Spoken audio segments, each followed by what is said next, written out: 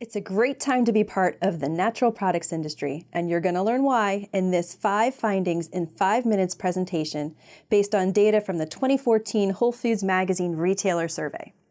I'm Kaylin Chiarello-Ebner, editor and associate publisher of Whole Foods Magazine. And I'm Jay Jacobowitz, merchandising editor at Whole Foods Magazine and founder and president of Retail Insights.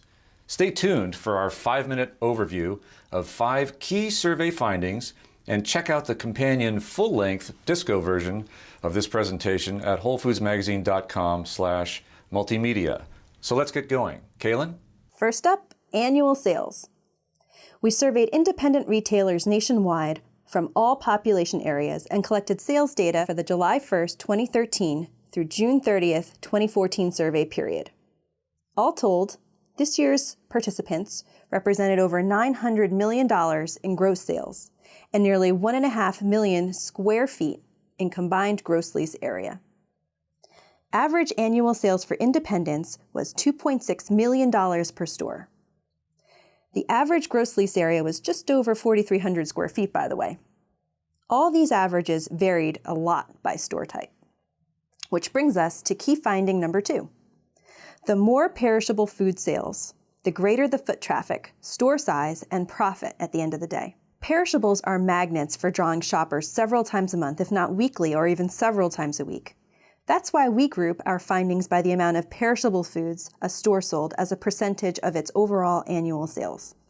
We believe it frames our findings in the most meaningful way possible. Take a look at Figure 2.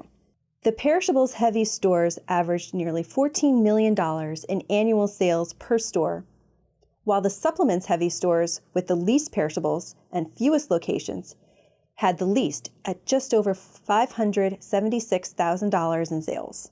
Now check out where the average for all stores fall. It's right here, toward the top of our chart. But consider this. The median sales figure, meaning half of all stores sold more and half sold less, was just over $950,000, well under the average of $2.6 million. You can really see the effect of perishables when you look at annual sales by gross lease area and retailing square foot. See the linear relationship? And next, number 3, profits. The average gross profit margin, or GPM, of all stores was 37.7%, for an average gross profit of over $994,000. All store types had a fairly close GPM, with supplements heavy stores leading the pack. Their average was over 40%.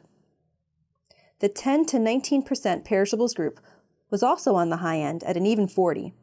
The 35 to 54% perishables group had the smallest GPM at 34.6%.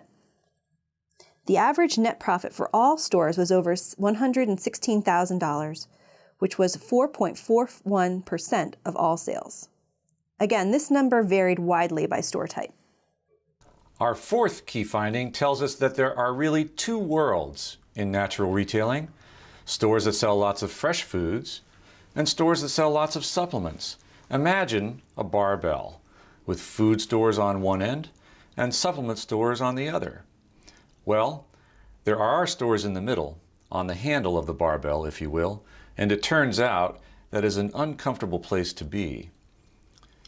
Take a look at the 2 middle groups of stores, those that sell from 10% perishables to 34% perishables. They reach about 100 to 250 customers per day. Now, cast your eyes up to the next level, stores that sell at least 35% perishables. Bingo! Nearly 500 customers per day. Now, slide your eyes over to the right and notice that the average transaction per customer has also jumped up to nearly $38.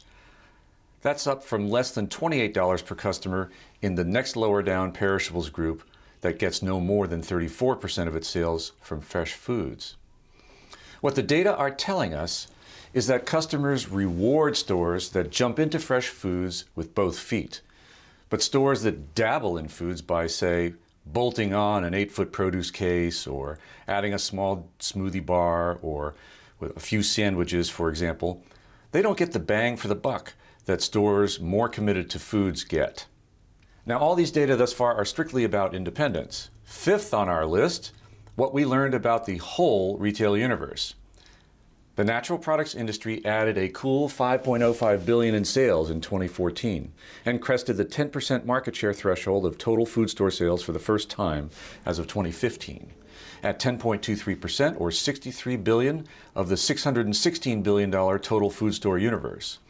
Leading the way are the supernaturals, such as WholeFoods Markets and Sprouts Farmers Market, with a 29% combined market share and $18 billion in sales.